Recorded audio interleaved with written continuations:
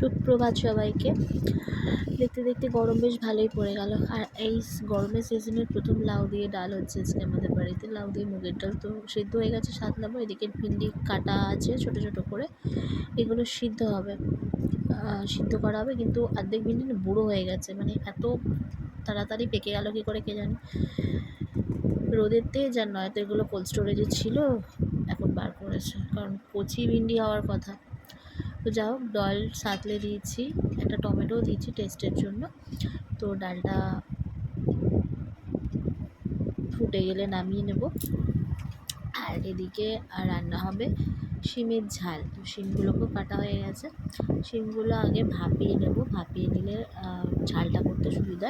ভাপিয়ে একটু তেলে সতে করে নেব, তারপর সর্ষে বাটা। এদিকে মাম্মাম লক্ষ্মী হয়েছে, অবশ্য আমি খাইয়ে দিয়েছি বলে পুরো শেষ, কিছু ভাত পড়ে নিই, চাচি পুচি করে খেয়ে নিয়েছে। যাচ্ছে সকাল থেকে বাঁদরামো করে যাচ্ছে, ওর বাঁদরামোর কোনো সীমা পরিসীমা নেই।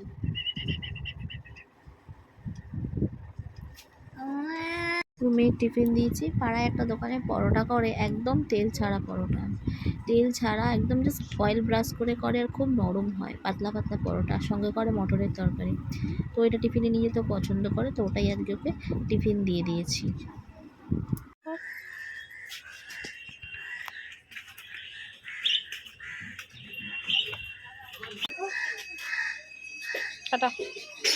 জল খাবি?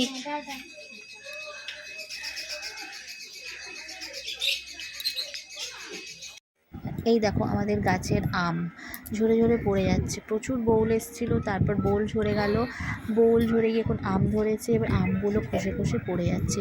এগুলো আম্রপালি আম, এখনই কি সুন্দর গন্ধ বেরোচ্ছে আমগুলো থেকে। তো এখানে এনেছি ধনে পাতা, টমেটো, পেঁয়াজ আর গাজর। তো কি বানাবো হচ্ছে ডিমের অমলেট। আনাজ দিয়ে ডিমের অমলেট খেতে আমার বর খুব ভালোবাসে, তো তার জন্যই বানাবো। তো এখানে একটা ডিম নিয়ে নিচ্ছি। তো এখানে চাইলে আরও কিছু সবজি অ্যাড করা যেতে পারে, তো আমি এই কটা দিয়েই করছি। নুন দিয়ে ভালো করে এটাকে ফেটিয়ে নেব। যেহেতু অনেকটা সবজি আছে, তাই একটু ভালো করে ফেটানো যাবে না, ভালো করে নুনটাকে মিক্স করে নিতে হবে। আর চাইলে এখানে একটা বেশি ডিম ইউজ করা যেতেই পারে, বাট আমি একটা ডিম দিয়ে করছি। কড়াতে তেল গরম করতে দিয়েছি, ভালো করে গরম তেলে না দিলে অমলেটটা ভালো উঠবে না। তো আগে কড়ায় তেলটা ভালো করে, বা ফ্রাই প্যানই হোক, তেলটা ভালো করে গরম করে নিতে হবে।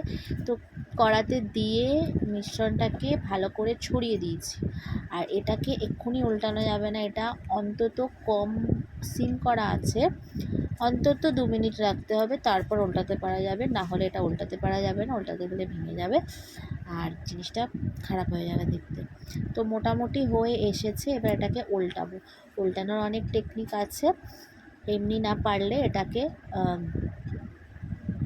বাটিতে ঢেলে উল্টানো যেতে পারে। তো আমি সেভাবেই উল্টাচ্ছি, আগে প্লেটে ঢেলে নিয়েছি, তারপর জাস্ট এটাকে উল্টে দেবো, তাহলে এটা উল্টানো হয়ে যাবে না। এমনি খুন্তি করে উল্টা দেখলে জিনিসটা ভেঙে যেত। সুন্দর একটা গোল এসছে। এটাকে ভেঙে করতে, মানে পাট করে করতে গেলে না জিনিসটা দেখতে অতটা ভালো লাগবে না, যতটা গোল করে দেখতে ভালো লাগছে। তো ওই দিকটা যেমন 2 মিনিট করেছিলাম, ওই দিকটা 2 মিনিট সিম আঁচে দিয়ে দিয়েছি। এবার আমার অমলেট পুরো রেডি হয়ে গেছে। এই দেখতে না পিৎজা লাগছে না? ও সন্ধ্যা ভোরেটা যাচ্ছি মেয়ের ক্রেটস কিনতে হাতিবাগানে। একটা ক্রেট সপ্তাহে একদিন করেই লাগে, কিন্তু ছোটো হয়ে গেছে। তো আমি এসেছি হাতিবাগান টাইটাস থেকেই ওর স্কুলের জুতোগুলো কিনি। কিনেছে কালো জুতো। আর ক্রেটসটা খুব একটা কেনা হয় না, কারণ ক্রেটসটা এই সপ্তাহে একবারই লাগে। তো ছোটো হয়ে গেছে বলে কিনতে এলাম, একটু বড়ো সাইজেরই নিচ্ছি, কারণ পা বাড়ছে, আবার আমাকে 2 দিন পর কিনতে হবে। গ্যাস কাউন্টারের কাছে অনেক পারফিউমের বোতল রাখা আছে, আর এখানে এইটা হাই হিলের আকারে একটা পারফিউমের শিশি রাখা আছে, দেখতে বেশ ভালো লাগে। কেনা হয়ে যাচ্ছে। এই যে ক্রেটস কিনতে গায়ে লাগে, কারণ ও পরে না, পড়তে চায় না ক্রেটস, ওকে স্টোরি বাঁধতে পারে না বলে ক্রেটস পড়তে চায় না। ওই জন্য ক্রেটস কিনতে আমার খুব গায়ে লাগে। শুধু আমার 350 টাকা চলে গেল। কিন্তু কিনতে বলেছে না, পরে এলে তো আমার কিছু কেনার বাকি ছিল একটুখানি।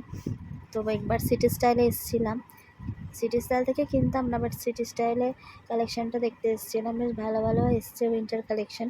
বাচ্চাদের বড়দের সবারই ভালো কালেকশান এসছে। এই গেঞ্জিগুলো মোটামুটি 100 টাকা করে, 130 টাকা করে, ভালো। এই টপগুলো বেশ ভালো এসছে, নরম আছে। এগুলো ওই 200 টাকার মতো দাম। তো বাড়ি ফিরছি, রাস্তায় অনেকবার জিজ্ঞাসা করেছি কি খাবি, খিদে পেয়েছে নাকি, বললো কিছু খাবো না, কিন্তু বাড়ি গিয়ে বলবে মা খুব খিদে পেয়েছে খেতে দাও। তো এটাই কিনে দিলাম রাস্তায়। চিকেন চিলি পাফ বেশ ভালো খেতে। তো আজকের ডিনার গোবিন্দভোগ চালের ভাত, এতে 1 মুঠো মতো মুসুর ডাল দেওয়া আছে।